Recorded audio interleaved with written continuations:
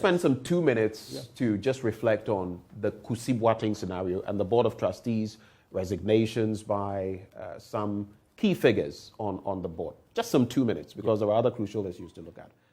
You've taken the matter to Shraj, but there are other matters that you've brought to bear in the media which did not form part of your petition to Shraj. What's the latest you can tell us on that? So this Board of Trustees really, let me be honest with you, that in an ideal situation, the board should be dissolved and we should be having a full-scale probe. There should be a forensic audit in the activities of the National Cathedral of Ghana. But something similar is already being done. Duncan Williams, Eastwood Anaba called for something of the sort. I think Deloitte is going to get into the matter. Except that what they requested fully was not heeded to. They wanted a suspension, outright suspension. That was not heeded to. The board is trying to find a middle ground. There can be no middle ground, really. And then the really scandalous matter relating to Reverend Victor Kusi Boateng. And now, to be honest with you, I don't even know what really is his name. Is he Reverend Victor Kusi Boateng, as he was appointed, as the website of the National Cathedral shows, as the incorporation documents, copies of which I have here, when they were all asked to bring in their IDs so that the National Cathedral of Ghana is incorporated on the 18th of July, 2019.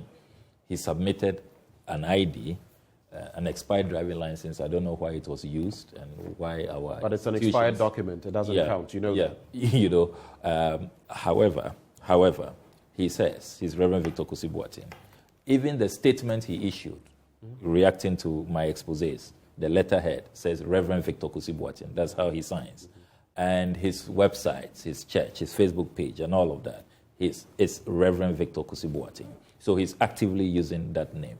However, other documents in my possession now, including the Ghana card, which I have obtained, is in the name Kwabena Edu Jemfi.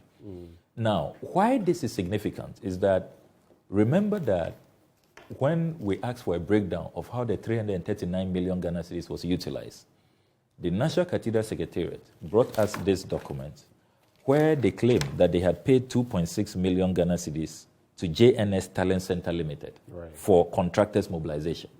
I know that the only contractor is Rebade. JNS is not a contractor. So why are they receiving contractors? It's been clarified that he paid some money in advance for some aspects of the project to continue, and later this sum of money was refunded to him. Is that a crime? I won't call that a clarification. They further muddy the waters. This is your own document to us. Nowhere in this document did you say that this was a loan repayment. You said it was contractors' mobilization. When you go through all the pile of documents, you don't see any loan agreement. You don't see any board resolution. You don't see any minutes of the board requesting a loan. And indeed, the bank statement of the National Cathedral Secretariat I have obtained from ADB, at the time they claimed that they were in financial difficulty and needed 2.6 million desperately on the 26th of August. That letter, which clearly is an afterthought, no reference number, they had 8 million Ghana cedis in their account.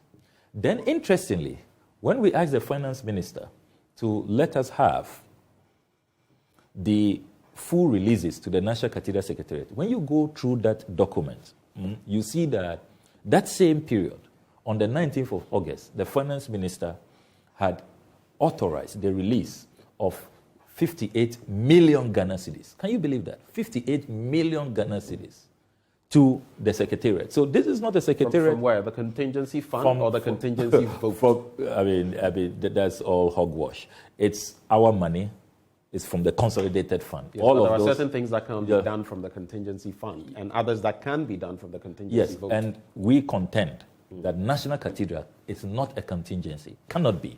And that is why in the 2023 budget, the finance minister had to do the right thing by departing from this, ridiculous definition of what contingency. Contingency is something unforeseeable, something you can't predict. And he himself, at the vote of censure hearing, cited the Black Stars, which is apt. When Black Stars are playing a tournament, you don't know how far they will go. whether second round, quarterfinals, semi-finals. So that can be contingency. But not a project that, as far back as May 2018, you commence demolitions. These mindless, senseless demolitions that were carried out. And we've lost edifices that we should never. Scholarship Secretariat, for example, should have been preserved for eternity. We've lost all of those.